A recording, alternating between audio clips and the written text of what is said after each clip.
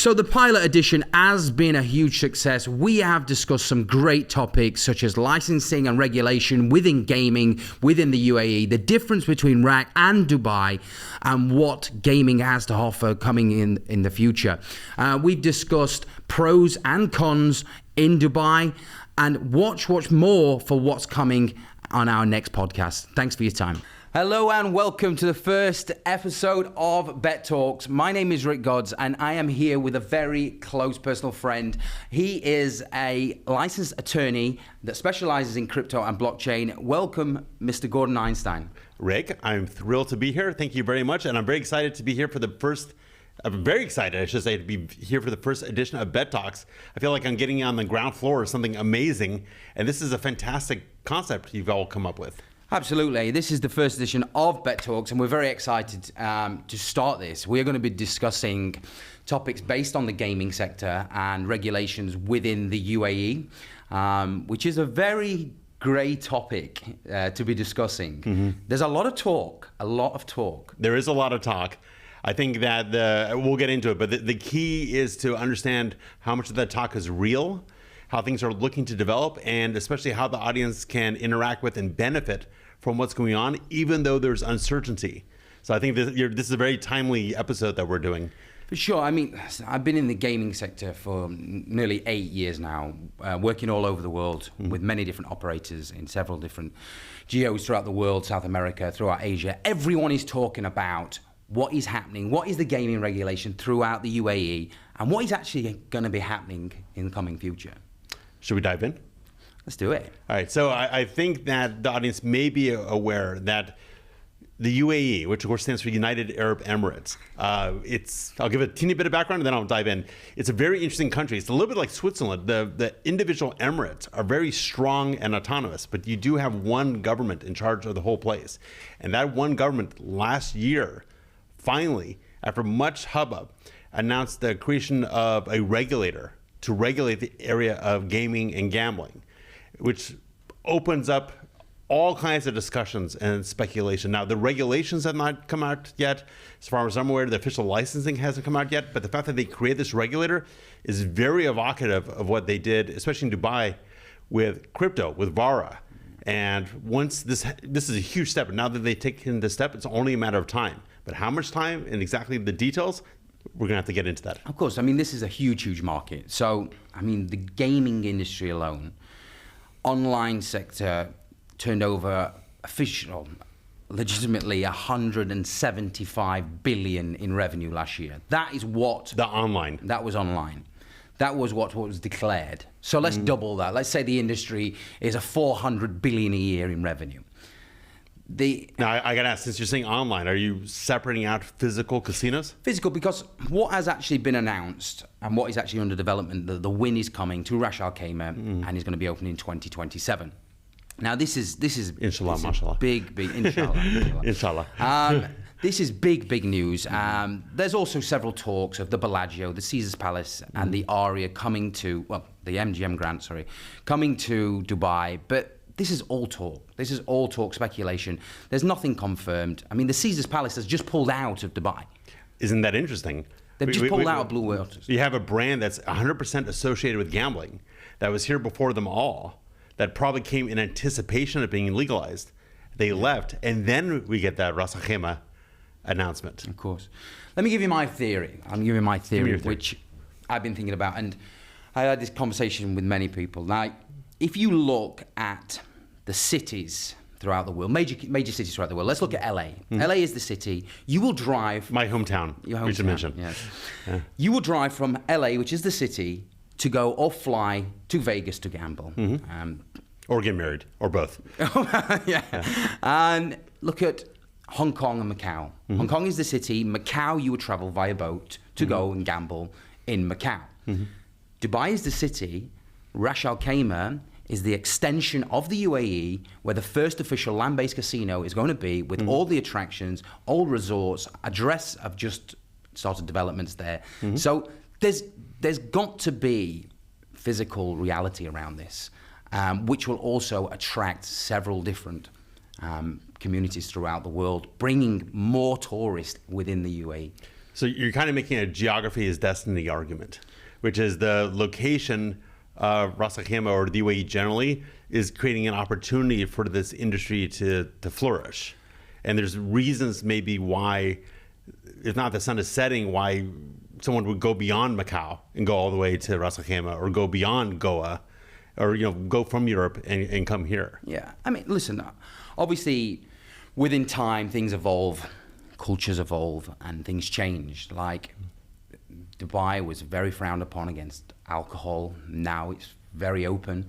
And well, actually, can I jump in on that point? Sure. Okay, so I want to acknowledge the culture and religion in the UAE and sort of set the context for it, and then explain why maybe it's okay for gambling to start here. So the UAE, as I think everyone knows, is a Muslim country predominantly. And its constitution and legal system is based on Sharia. And Sharia, everyone should know, is Islamic law, right? Under Sharia, there's some things which are haram, forbidden, or halal, allowed. Now, I'm not Muslim, I'm not a Muslim scholar, but this is all pretty well-known stuff. There's a category of major sins, and two of those major sins are drinking and gambling. Right? So you would think, why is this happening here? Well, it's worth noting that long before it was being considered here, there was casinos in Lebanon and there's casinos in Egypt. Correct. They're two. Yeah. Lebanon's multi-sectarian, but Egypt is clearly majority Muslim. So there is precedent, and Turkey has casinos also, by the way, I should note. There is precedent for gambling and casinos in Muslim countries, but you have to look at the overall context. Like, why is this happening? Is it allowed to happen? Now, the UAE, as part of its geopolitical or economic strategy or political economy strategy, however you want to look at it, is trying to carve a place for itself in this century.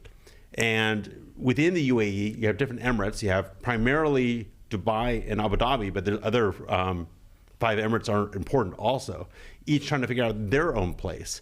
And so we have everyone's very motivated right now because things are changing fast, and they feel like there's an opportunity that if they don't grab that opportunity, they're going to lose that opportunity. So to your point, I think there's geography plus opportunity is now creating this interest. It is such a big market to not be a part of, and obviously things are evolving fast. But my opinion, just going back to it, I strongly believe that there are casinos within the UAE for gaming ready to go once Ras Al Khaimah gives the green light. And if, like I say, if you look at Caesar's Palace is now pulled out, but the Atlantis Royale, who's not saying that these have gaming facilities ready to go? The Bulgari residence, the Burj Al Arab, the QE2 down in Deira Islands. It's a physical cruise ship with a built-in casino ready to go.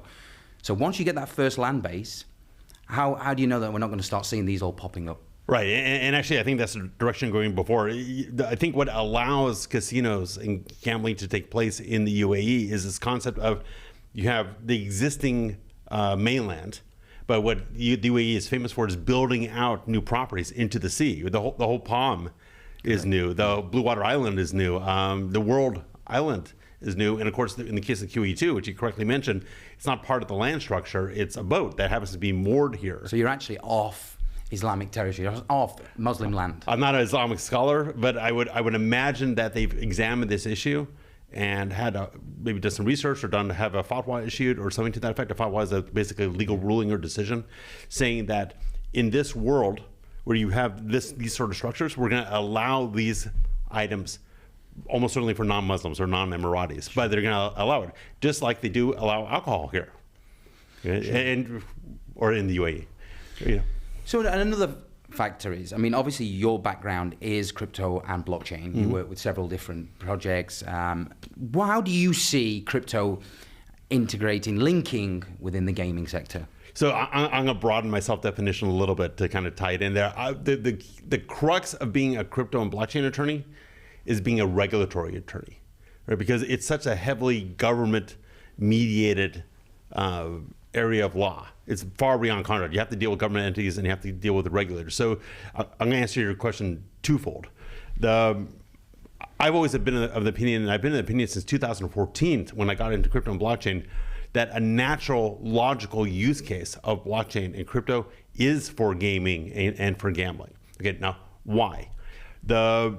It's because games of chance are highly programmable, right? Blackjack, everyone knows the rules and everyone knows the variations on the rules. So you can easily make it into code. And we see this right now with online casinos. Therefore, you can easily move it onto blockchain. Now, why would you bother with blockchain? Why do you care if you can have a regular casino, or online casino? Well, if you're dealing with people at a distance, you don't necessarily know whether you can trust them. To have a blockchain showing what happened with each hand and creating a good record of it increases your safety. It lets the player know that the result that happened actually happened. It lets payments out become automatic, and you don't have to trust or wait. So I remember having a conversation back in 2014 in Odessa, of all places, with an early Ethereum developer, saying that we want to come up with a smart contract version of Blackjack. So it lends itself, the underlying structure lends itself very well to it. Also, there's the nature of crypto, the ability to send and receive payments instantly without someone in the middle lends itself to gaming and gambling and trust, and the ability to operate quickly and keep your winnings and live your life with freedom. So I think there's a natural thing there. The other side of it is, just as crypto has become increasingly regulated over time and now has to sort of mediate with the regulators, I think gambling has always been very highly regulated. You cannot operate a casino. You cannot operate gaming at any size without working with the regulator. The States is very highly regulated. Licensing is incredibly difficult. Yes. I work heavily within the conference-based, work heavily a lot with Sigma. I think you're being very modest. You're a global spokesman for several large conferences, including Sigma. I'm sponsored by 5 different brands now, mainly within the gaming sector, emerging tech. And I see a lot of movement throughout the world, but this is still, as we mentioned before, this is still a very grey topic that nothing is physically confirmed. And there's a lot of talk about it.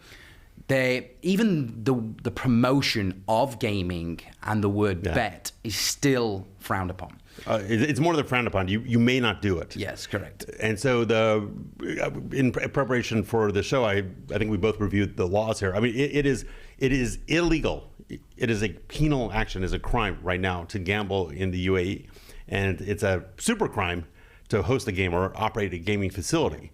But that's not unusual. That's not super scary.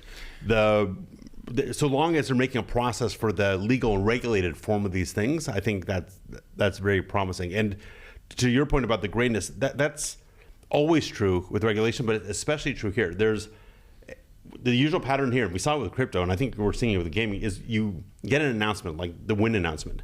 Everyone gets excited. Everyone thinks it's going to happen right away. Then there's kind of a quiet time. And you're like, oh, they just talked. It's vaporware. Then all of a sudden you get 20 announcements. We set up a regulator. We're taking license applications. Get your license in now. This happened with crypto. And everyone gets excited. They fly in. They go, how do we file a license? They're like, we're not quite sure. We're figuring that out ourselves. People get frustrated, but then you slowly work the regulator, and I have to give them a real compliment. They are serious. They announce it. It may not be perfect to begin with, but they keep on iterating and they keep on getting better, and they don't give up here. It's nice. Yeah. I love Malta, but I'm going to complain a little bit about Malta. Malta made a lot of big crypto announcements that didn't really follow through. Yeah, there was that. I mean, Malta is a gaming hub. I lived in Malta for close to 5 years, and Malta is a gaming hub. All of your big operators are incorporated. Bro, it's amazing you're thin, because all that fried Maltese food is like a disaster. Yeah. Every time I go there, it's like another Malta kilo. holds a big close to my heart. It's the home of Sigma. It's where the big conference within November, over 30,000 people.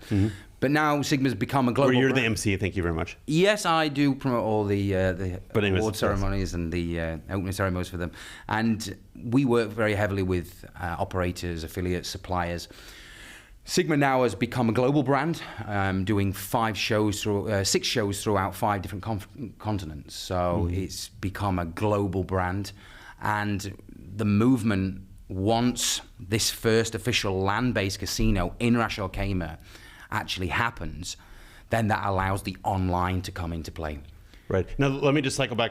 Let me just kind of complete the circle. What I was saying, the contrast I was drawing was between, there's a lot of countries that are seeking, a lot of small jurisdictions need to compete somehow, whether it's Gibraltar or Hong Kong or Malta or whatever. And they're all trying to compete in similar areas, whether it's crypto or finance or gambling. And they may make announcements because they don't want to be seen as not making an announcement, but not all the jurisdictions have the ability to follow through and actually make it happen. What's very positive about the UAE, and we're seeing this with VARA in Dubai, but also with ESCA, which is the national regulator, is they do seem to have the ability to follow through. So even though gaming here is still undecided, the exact nature of the licensing and the exact nature of the regulations, the point I was making is they do seem to have the institutional capability to make it happen. So I think if anyone's interested in this industry, they shouldn't sit back and wait to see if the UAE is going to make it happen, because the UAE has a history of making it happen, unlike some other places. Correct. I mean, don't get me wrong. I mean, what they are doing in the UAE is incredible, and the influx of different communities coming in and bringing there and investing within the UAE. So to bring that gaming regulation in is just icing on the cake for me. It hooks different markets. It will hook the Chinese clientele, the more of the Asian market, and bring them in, I believe. But let's touch base on the Saudi. Let's touch base on Saudi and obviously the movement out there. How do you think this official casino, land-based casino, the Wynn in Ras Al Khaimah, how do you think this is going to affect Saudi? Because obviously there's always this beef between Dubai and Saudi, like who's going to be moving forward with this, who's going to be not moving forward. There's a lot of talk. Sure. So and here at Bet Talks, this is what we do. We talk. Okay, so it's great. So I'm gonna sort of look at this like a military intelligence analyst, if you like. All these countries in the Middle East, they're all competing and they're all cooperating. They want to maximize their path, and that involves making deals and also competing. And it's always a blend. It's always a balance. And it's all taking place, and I'm going to go real macro here. It's all taking place in the context of oil as a revenue generator is becoming less reliable, especially as you go out a few decades. We may lose the ability, or they may lose the ability to live on their oil. You're seeing a decline in American power, for better or for worse. You're seeing an increase in Russian and Chinese power. So you're seeing Iran rising, for better or for worse, and you have all these dynamics. So all these countries are saying, how are we going to be successful, not in 2024, but in 2030, 2040, 2050, global warming happens. Like, what are they going to do? How are they going to live? And so they're all looking to the future. How do they keep their populations employed, safe, and happy? And traditionally, Dubai was sort of the outlier place. Okay, it was the place where you could go and have a drink. It was a place where if you're not Muslim, you can have some pork. I mean, I'm not into it, but if you like it, you can have it. Okay, it branded itself as the lifestyle destination for the European types, right? You know, Abu Dhabi is very nice, but it's maybe a little bit more slow, a little more family oriented, a little bit more government. I mean, as an American, I would say that Abu Dhabi is Washington, D.C., and Dubai is kind of like Miami plus New York together in one. Yeah, I can see that. Okay, now it'll be Vegas too, so or Ras Al Khaimah will be Vegas. But something amazing or interesting is happening. It's a very dynamic region. Mohammed bin Salman, I guess he's the crown prince of Saudi. I gotta get his title correct, but he is seeing that Saudi has a very young population, that the oil's running out, that that the American power is a little bit declining now, and they got to deal with Iran and everything else. So he's grabbed Saudi and said, guys, we need to pivot fast. And this is, the two holiest shrines of Islam are there, or two of the three, I should say. There's Dome of the Rock in Jerusalem. So you have Mecca and you have Medina. So you have a very extreme religious group there, the Wahhabists, but they're basically saying, we understand all this. We're going to keep the faith, but we are going to open up and grow our economy. We're going to bring in science. We're going to bring in technology. We're going to bring in new companies. We're going to set up free zones. So now, what was traditionally the UAE's role, sort of the middle, approachable place where you could be comfortable with your family and then go to visit Saudi Arabia to do business, that's shifting. It's now becoming a practical, real thing to do business in Saudi. So now if you're the UAE, what do? How do you succeed in 30 years when you have this economy that's 10 times your size to your left? Well, you have to break new ground. Right. That's what's going on. So I think the question here to ask is, do you see gaming in Saudi in the next few years to come? No. Why? Absolutely not. Look, man plans, who laughs, but the fundamental answer is it's against Islam. Okay, it is what's called a very grave sin. All right. Now that does not mean that non-Muslims can't do it. Okay, they're allowing some forms of liquor in Saudi Arabia right now. for non-Muslims. It doesn't mean it's bad for everyone. They just say for us in our religion, it's not allowed. The UAE has something that Saudi doesn't, which it has an extended coastline on the Arabian or Persian Gulf, however you want to Which call it. Which I've already spoke about, yeah. Right? And it can build out new land. Okay, and it has Iran, which actually they do a great deal of good work with, or economic work with across there. It's it's geographically positioned to take advantage of gaming. Where would Saudi even build the casinos? On the Red Sea next to Israel? I mean, what's it going to do? Correct, yeah. So, near Yemen, that doesn't sound like a nice neighborhood right now. Okay, so where would they build? They're not going to build in Riyadh. Yeah. The capital. Now, and the UAE doesn't have that problem. So UAE is uniquely situated in the Middle East to be able to build casinos, and I think it matches the brand. It's a good reality. It makes sense. It makes sense. Where would they build a Palm? Where would they build a Bulgaria resident? Where would they build the Burj Al Arab? I'll spare you all the politics, but hopefully there's going to be peace in this area pretty soon, like a comprehensive peace.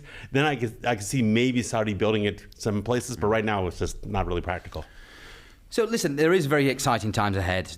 Like I say, there's lots of talk, but there's got to be some reality around this. The wind are developing in Ras Al Khaimah. The fact the UAE would not have created a regulator unless they were serious. Okay, it is not vapor. They wouldn't have a regulator. And the regulator has a mandate to explore the issue and come up with regulations. That it is a hugely brave and forward-looking action for them to have done that, right? In the UAE, Dubai, there is already gaming anyway. Gaming on raffles, gaming on ticket sales to win things. That's gaming. Well, it's interesting. We're getting into that interesting semantic issue, gaming and gambling. All right, and it's like a lot of things. Some people say it's obvious when you see it, and some people, then of course it depends on the person. So to take one extreme, all right, if you play a pure game of chance, not involving any skill, okay, and you win by luck, for example, a lottery, that's pretty clear that's gambling.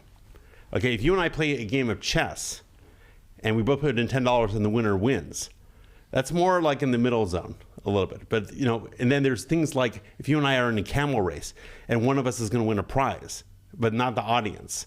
That's more like a tournament. So I remember studying this in the U.S. It's so funny. I'm getting deja vu because back when I was in law school in the U.S., my master's paper, if you like, was on Indian casinos. And here I am in 2024. Yeah. I think this is before you were born. Anyways, I wrote that paper back. You're showing your age now, Gordon. But I think my age is obvious for everyone to see, for better or for worse. But back, I graduated. I'll just give it away. I graduated law school in '95. Right, so in '94, '95, I wrote my paper on Indian gaming, Indian casinos, and it was a little bit like this because it's highly regulated in the U.S., like you pointed out, but there was this parallel legal system on Indian reservations. They're governed by treaty. They're not part of the states, right? And so, in an interesting parallel, which I think you alluded to in a very clever way, is these offshore territories. They're almost like extraterritorial zones, so you can do these neat things. So it's exciting from a legal perspective. It's very exciting, yeah. And I think we've covered a lot of topics here. A lot of topics that are very grey in areas, and nothing is actually... Well, here, I'm going to flip the script. What do you think is going to happen, Rick? You're very inside. I am very involved within the gaming sector throughout the world. I do, like I say, a lot of conference-based work. I meet a lot of operators. Everyone's talking about this. Everyone is talking about this, and this is why I wanted here to bring you on to Bet Talk so we could discuss this topic. Now, my thoughts are 2027, the first official land-based casino will happen in Ras Al Khaimah. Once that happens, it will allow online community to start, allow the online gaming. That will allow promotion within the UAE. So who's not saying once the first land-based that Bet365 is not going to be advertising here? The evolution of gaming will start once that first land-based casino starts. So in your mind, there's a clear straight line between online physical casinos and online casinos? Well, online casinos is completely different to land-based. Right. Land-based is your Vegas, Macau. You don't have on-based. You don't have online in Macau. You don't have online in Vegas. It's all land-based, which is obviously a completely different market. But I think once the point you're making is that once you allow for physical casinos, it's a much shorter intellectual and legal path to allowing online gaming. Of course, it's the same licensing. Obviously, they have to obviously give the licensing has to come into play. The regulatory body has to come into play to allow gaming physically in the UAE. But there's too much talk for it not to happen. There's too much talk for it not to happen. But these talks of the Bellagio coming here, like I say, the MGM Grand, the Aria coming here, I can't see that anytime soon. I mean, the MGM Grand, the Caesars Palace in Las Vegas has over 3,000 rooms. So they're going to have to build a pretty big island to accommodate these kind of size resorts.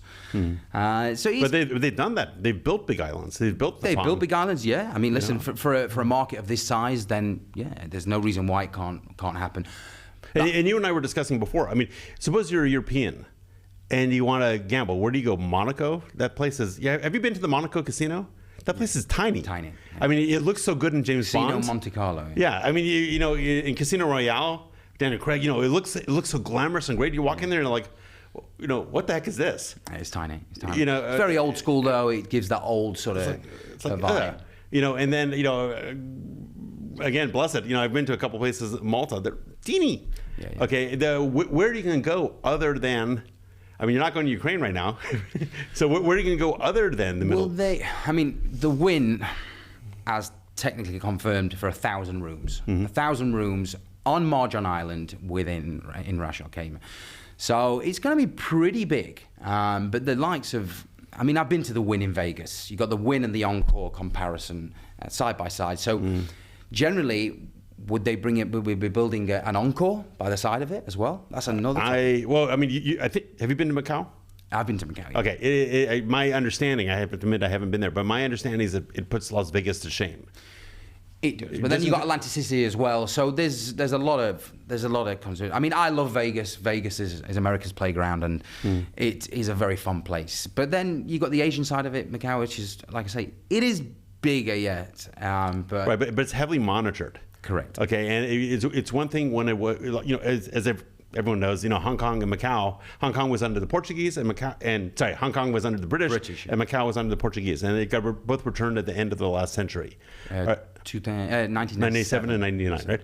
So it's not what it was, and I think that people are looking at developments in Hong Kong and they want to hedge their bets, and Dubai doesn't have any of the vibes, if you like, or that you have to kind of worry about that maybe Macau would represent. It's a very free, or I shouldn't say Dubai, UAE in general. Okay, this is a place where there are rules. This is, you need to watch the rules, but so long as you do that, it's a great life. And it is, but Dubai is the playground of the Middle East.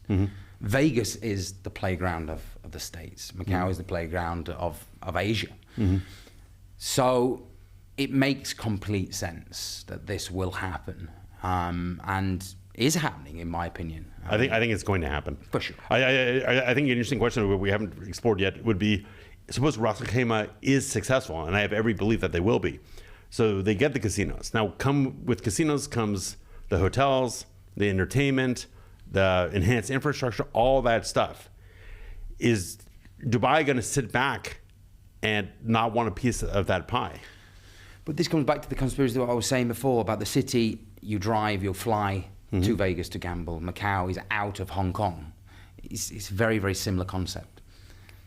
Well, I guess the question would be, would Dubai agree with that? Would they say, because it's all one though. The UAE, you're expanding the UAE. There's nothing really happening in Ras Al Khaimah yet.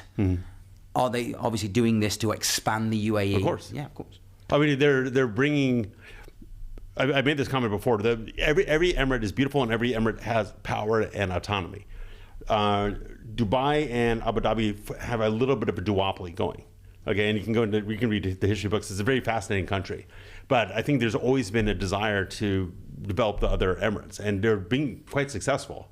I mean, you can look at Sharjah. They have the American University of Sharjah. They have a fantastic airport. They're booming. Yeah. Kavain has its great free zone. Fujairah has a beautiful resort. It's like, all these other places have value. They're beautiful. I think what UAE is trying to do is almost like what Saudi is trying to do. It's trying to diversify its economy. It's trying to expand its economy. trying to build a truly national economy. And this is probably part of that effort. I just think that gaming is going to produce so much revenue and be so successful here in the UAE. Or that other place. No, that it's the comment I was making before, which is the Emirates here, they cooperate and they compete. They compete very gently with each other. They're all aligned, but there's a lot of money on the table with gaming. So I think I'll actually be in several Emirates, and maybe that's a good thing.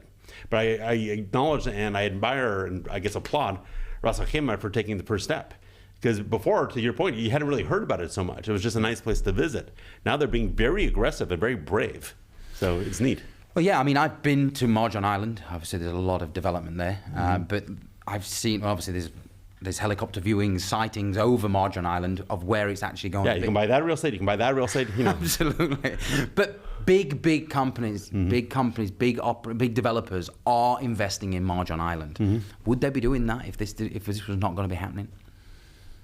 I think, so here's the comment I hear from everyone.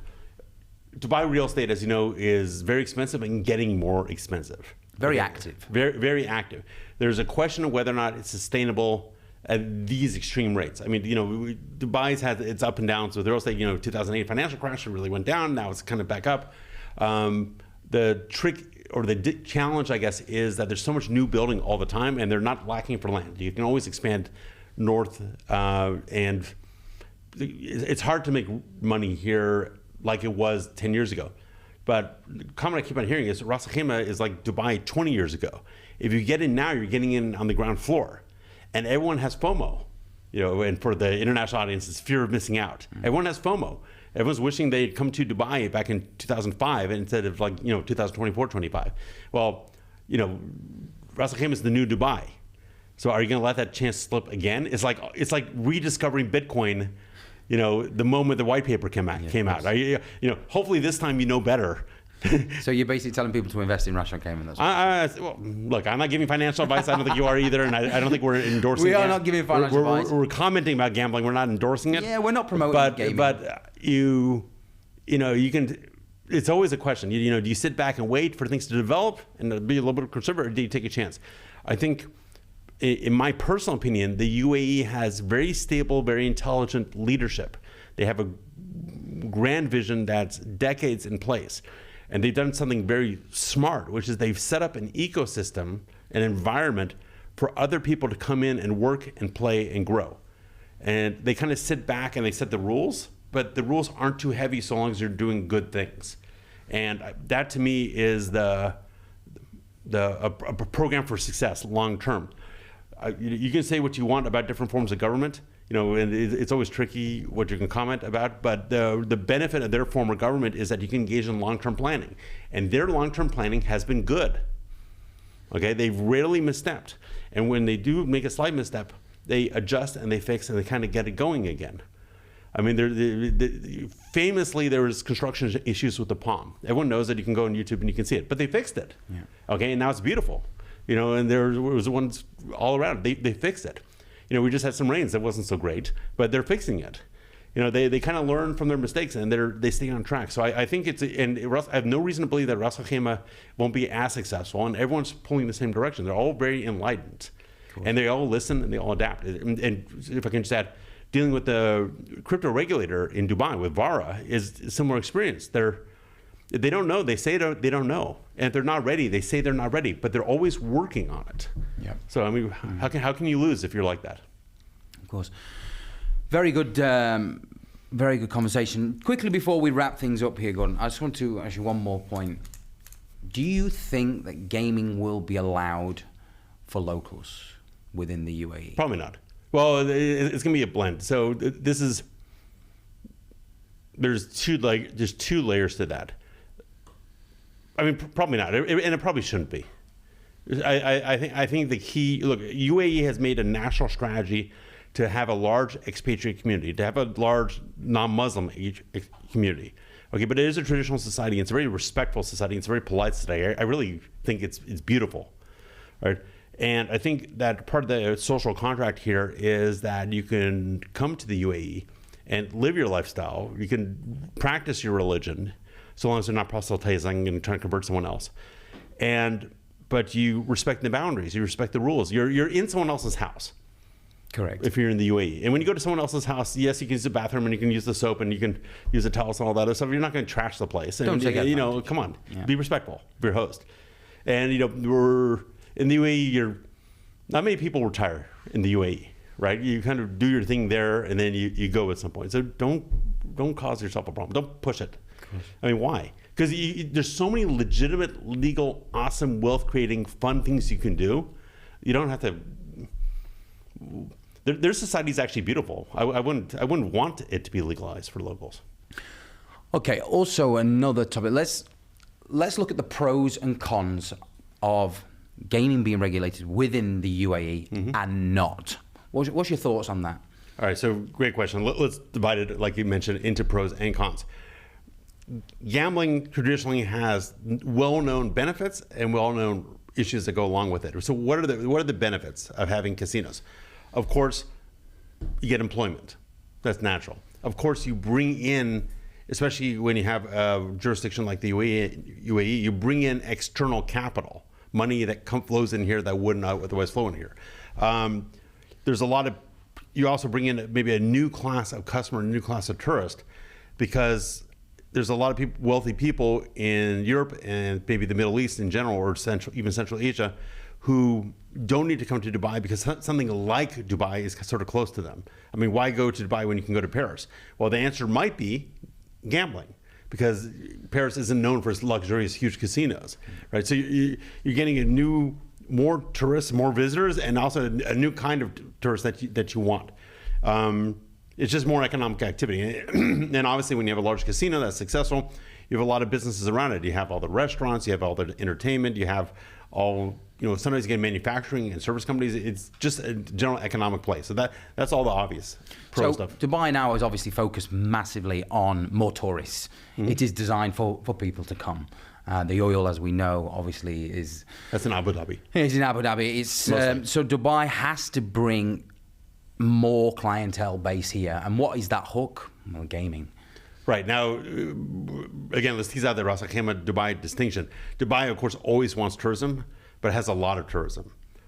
If you have Ras Al Khaimah that builds up, you might have people stay in Dubai and then go down there to game, or you might have a parallel system, or, don't quote me to them, but Ras Al Khaimah may become a gambling suburb of Dubai. Yeah. There's a lot of different ways they can play out. And that's why I'm wondering in my mind if in 2035, after Ras Al Khaimah gets its infrastructure up and running, if Dubai is then going to follow along and say, well, fine, Ras Al Khaimah took all the hits for doing it first. Now we want some of the action.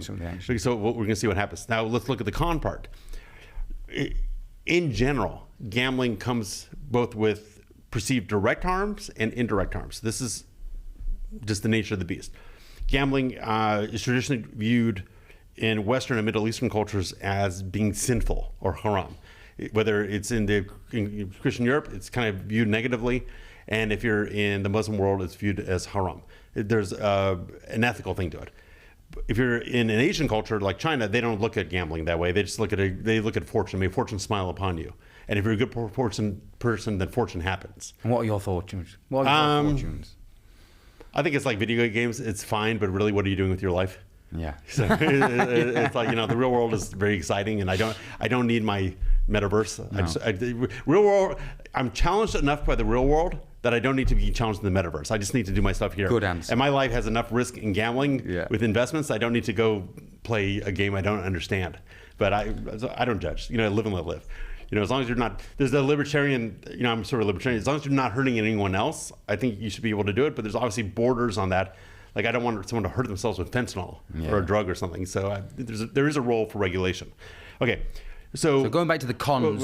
So there's the direct, there's like the moral argument. Well, as society's evolved, there's become more like, look, if it's regulated and under control and in this sort of environment, it's more like a game or more like a fun thing, and it's okay.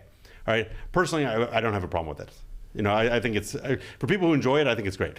I mean, what's the difference between that and, some other activity that you spend money on that doesn't produce a direct benefit, but you're having a good time? Leisure is an economic good. Enjoyment is an economic good. And if they're happy, they're happy. All right. There's a lot of issues that traditionally have gone along with gambling. So imagine your illegal private poker game in New York. You know, you kind of walk in there like, do we know you? Put down your money. You know, and Guido's sitting there. All right. If you owe money, are you going to get into loan sharking where someone's going to charge you 20% per week? Is it surrounded by prostitution? Is there some blackmail aspect to it? There's all this stuff that traditionally is associated with gambling, you know, like Al Capone style, whatever. I can start drinking, heaven forbid, you know, back in the 1920s in America, you know, because they kind of go together. So, but a lot of that, in my opinion, is when you make the central activity illegal, you invite a lot of parallel or penumbra illegal activities. When you make the central activity clean, nice, and well regulated, then I think a lot of that stuff goes away. Take the loan sharking issue, you know, the thing where someone gets in debt and they have to pay a lot of money, and then, you know, someone tries to break your arm. That's not going to happen here. Okay, because it's not like you're going to some private poker game and, you know, Tony knows where you live, is going to go collect the money. People are going to fly here to game. Yeah. They have the money. They don't need some local whatever. And plus, interest is illegal here if you're operating under Sharia. All right. These are people who just sold their company for $20 billion and want to spend $1 million at the craps table. Well, fine, let them play. It's great. All right. The casinos are gonna have liquor. It's gonna be legal anyways. It's not gonna lead to illicit drinking. And, you know, and it's. I'm not really worried about that. I'm not really worried about the pros. I think maybe, and you kind of see this in Macau. There's an implicit money laundering issue here. But I would trust the UAE to handle that better than Macau has, and here's why. The UAE, and specifically the two financial free zones, the IFC and ADGM, they've positioned themselves as the financial hub of the Middle East. And as much as Saudi and other places are trying to catch up, they haven't yet. These are two beautiful free zones that have been in place for decades, and their reputation is gold. And the UAE was just removed from the Financial Action Task Force gray list. Okay, they actually had a rough situation here where, you know, they're trying to make themselves a financial hub and they were on a gray list for money laundering. That's not so great. Sure. They are in no position to risk their reputation. Their vision for themselves going forward for the next several decades is being a place where commerce flows in and out. So they're going to be hawks when it comes to money laundering. So I'm not really worried about that. Plus, you have these large casinos and the cameras and blockchain and everything else. Your opportunity for that kind of stuff goes away. So I'm not really worried about the pros. Huge benefits for this taking place, and gaming coming in, and also downsides as well, which minor. I mean, I'm trying to. The downsides are potential, not actual, and they can be managed. Just to be clear, just to kind of reiterate the point, in my opinion, if you accept gambling as being morally neutral, which I do, then traditionally the bad things that happened around gambling was a side effect of making it illegal. Okay, and that's the easy side effect to cure. You make it legal. Okay, then all the illegal stuff that happens around it is much less attractive. And this is an environment that's not loose. This is a highly regulated, observed, monitored environment. Correct. So I think there's very little opening for all that bad stuff to happen. Now, of course, stuff happens. It happens everywhere. Happens in the UAE, happens in Somalia, happens in El Salvador, happens in France. Like, it always happens. But I think the UAE does a pretty good job of making, you know, certainly safer than London. Sorry, buddy. So, as an attorney, Gordon, I'd like to ask your thoughts on there has been awareness out there that there are illegal underground casinos, poker tournaments already happening within the UAE, obviously, which results to heavily fines and also possible jail sentence. You, as an attorney, what's your thoughts on that? How do you see, obviously, that changing with regulation coming into play? So let me make a comment on following the law when you're here. All right, the UAE is not the United States. It's not Europe. It's not Canada. Okay, you don't want to get on the wrong side of the law in the UAE, because the way it works here is if they arrest you, they'll put you in jail, and they'll keep you in jail until an investigator finishes the investigation, and only then can your lawyer step in and maybe get you out. They don't have this bail concept. Okay, but now bounce that off the idea that if you're in the UAE, you're here by choice. 99.9% of the time you're here by choice. There's always exceptions, okay? But you chose to come here. So if you come here, just make your own internal understanding that you need to follow the rules. It's not okay to do marijuana. Okay, it's not okay to gamble. It's just don't break the rules. Just don't do it. Don't do it. Don't do it. Just don't do it. Okay, I always tell everyone. It's like, and as someone who's not 12 years old, I don't want to spend 4 or 5 months of my life in jail wondering where things went wrong. No, there's okay. obviously... So yes, sure, that stuff happens. Okay, to be honest, if that was close to me, I would leave the room. Yeah. Okay, but again, it's not a judgment thing. It's just like I don't want to be directly around it. No. Do I have any moral issue with any of it? No, actually, I don't. It's just to be smart here. Okay.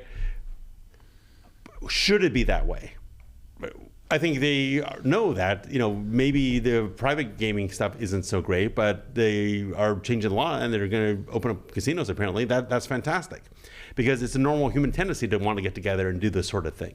And in my opinion, my little libertarian point of view, it's much more endorsing the human spirit and freedom to allow people to do this sort of thing and to do it in a regulated, harm-reducing manner. I mean, we're seeing that here. Mm-hmm. We're seeing a lot of movement with the law in the UAE. It used to be, there's this famous story about 15, 20 years ago, some British couple was making out a bit too aggressively on a beach, right? And it's not in keeping with the local customs at all. Okay, and they ended up being in jail for quite some time. Now it's a lot more open. It's a lot more open. Now, again, respect the place you're at. Correct. You can do a lot of things here. You can have an extremely good time. You can make a lot of money. Okay, you can have a good time. You can make money. You can be safe. It's a beautiful situation. Just respect the rules. Yeah. Okay, so another interesting topic that I'd like to address, and as you as attorney, give me your thoughts. So, gaming is soon to be legalized within the UAE. Mm-hmm. But we still can't make WhatsApp and Facebook calls. It drives me crazy. It drives me crazy. And you know what's really crazy? When I chat someone, hey, don't call me on WhatsApp because it's not going to work. And then they immediately call me on WhatsApp to complain about it. I'm like, bro, I just chatted you. It's not going to work. I know. It's a little, it is what it is. But just to make things super clear, if you get your VPN running, you can, of course, then make your call. A lot of people think VPNs are illegal in the UAE. They're not illegal in the UAE. The rule actually is you can't use a VPN to access an illegal service. Well, WhatsApp is not illegal. Okay, so don't get all nervous, don't get all freaked out. But yes, I appreciate the irony. It's kind of unusual. You can go to a bar and have a drink. You're gonna have casino soon. If you're not Muslim, you can go buy pork. But whatever you do, don't make a phone call. No. So, but whatever. Well, it is what it is. I made the point before. If you're here, just play by the rules and have a good life. Some great points there. I want to thank you, Gordon, very much My here pleasure. at Bet Talks. Thank you for coming on the first episode. I hope to see you again. It has been fantastic. Well, you'll see me again personally, no matter what, because you're like my best friend here. But hopefully see you again on the show. Yes. We are going to be promoting, we are going to be moving forward weekly, bringing on new guests to talk everything gaming, everything crypto, blockchain, mainly in the gaming sector of what people's thoughts are within the region of the UAE, promoting throughout the world. And I want to thank you for your time. My pleasure. All right. Thank you very much. Thank you, boss. It's been great. Thank you on behalf of myself and Bet Talks. We'll see you next time. Thank you.